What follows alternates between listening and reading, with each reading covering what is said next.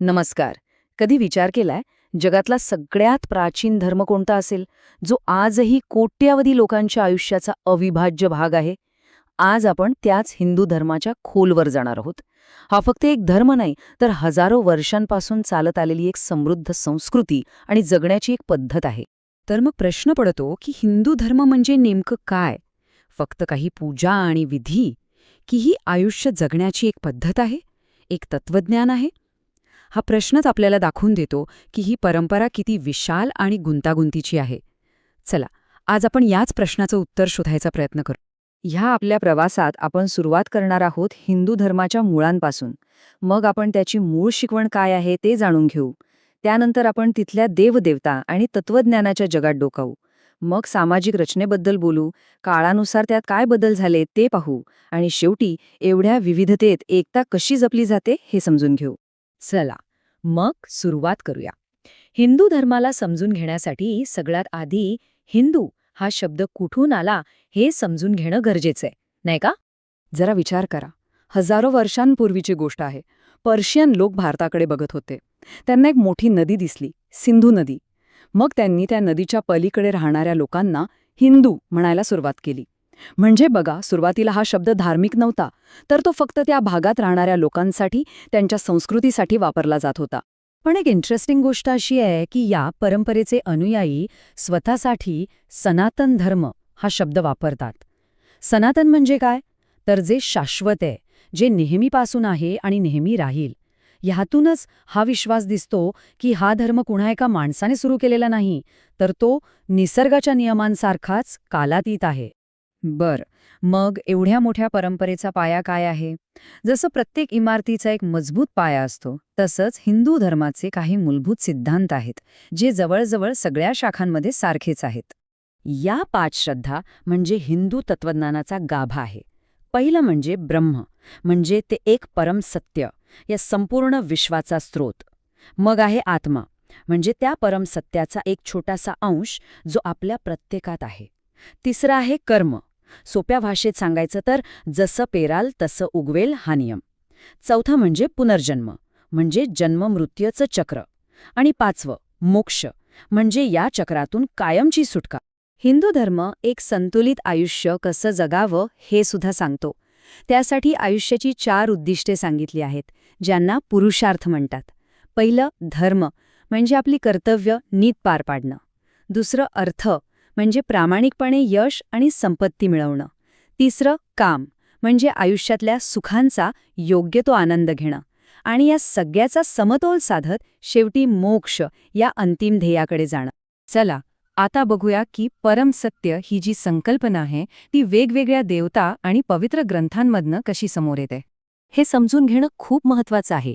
विचार करा, पाणी एकच आहे नाही का, पण ते बर्फ बनतं, वाफ बनतं आणि द्रवरूपातही असतं. रूपं वेगळी पण तत्व एकच.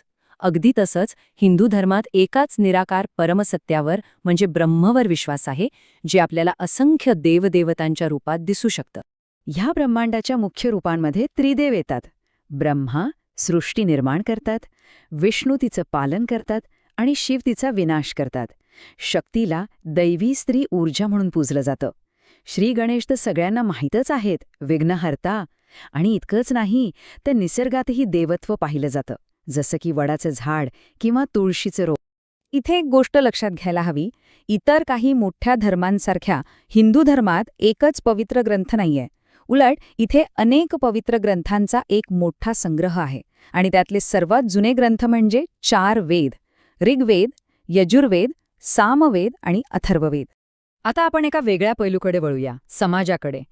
हिंदू धर्माच्या सामाजिक रचनेचा उगम कसा झाला आणि त्यात बदल कसे होत गेले ते समजून घेऊया. सुरुवातीला वर्णव्यवस्था ही कर्मावर म्हणजे कामावर आधारित होती. म्हणजे जे शिकवत होते ते ब्राह्मण, जे रक्षण करत होते ते क्षत्रिय, जे व्यापार करत होते ते वैश्य आणि जे सेवा करत होते ते शूद्र.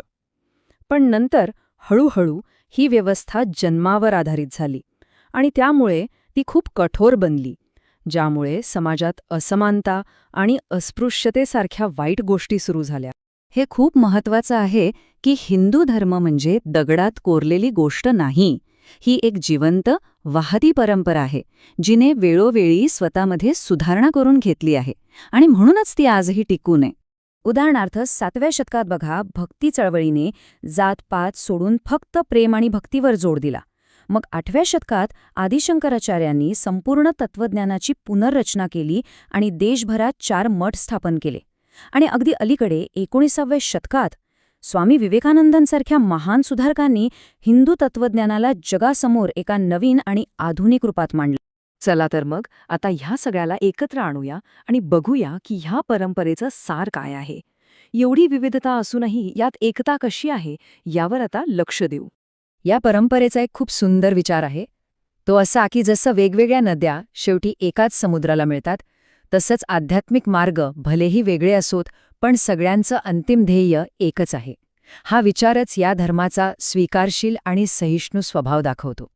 आणि हा एक शब्द बघा, वसुधैव कुटुंबकम, आपल्या प्राचीन ग्रंथांमधला हा विचार आहे, ज्याचा अर्थ आहे हे संपूर्ण जग एक कुटुंब आहे.